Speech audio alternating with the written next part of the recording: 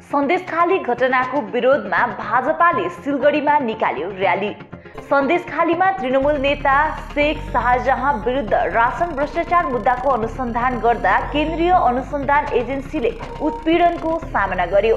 तृणमूल नेताका समर्थकहरूले धेरै केन्द्रीय सैनिकहरूलाई समेत गम्भीर घाइते बनाएको आरोप छ। भारतीय जनता पार्टी युवा मोर्चाको सिलगढी संगठनात्मक शाखाका कार्यकर्ता र नेताहरूले शनिबार सिलगढीमा यस घटनाको विरोधमा विरोध प्रदर्शन गरेका छन्। यस दिन युवा मोर्चाका समर्थकहरूले टाउकोमा कालो पट्टी बाँधेर सिलगढीको सडक परिक्रमा गरे।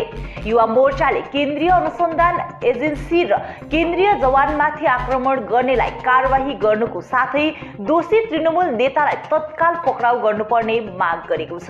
সন্দেশখালীতে একজন তৃণমূলের নেতা, সেই এলাকার দৌর্দণ্ডপ্রতাপ নেতা রেশনের দুর্নীতি করেছে, চাল চুরি করেছে, গম চুরি করেছে, আটা চুরি করেছে, আবার বিক্রি করেছে এবং জানা যায় যে গরু পাচারের সাথে কয়লা পাচারের সাথেও তারা যুক্ত।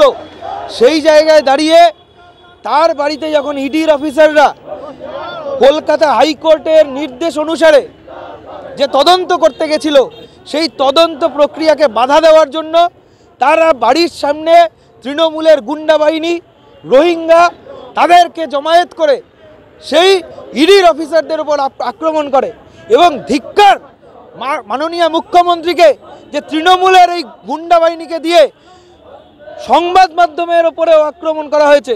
প্রতিটি সংবাদ মাধ্যমের সাংবাদিকরা সেখানে আক্রান্ত হয়েছে আর কেন্দ্রীয় বাহিনীর উপরেও আক্রমণ। এর আগেও আমরা দেখেছি পশ্চিমবাংলায় কেন্দ্রীয় বাহিনীর উপর আক্রমণ।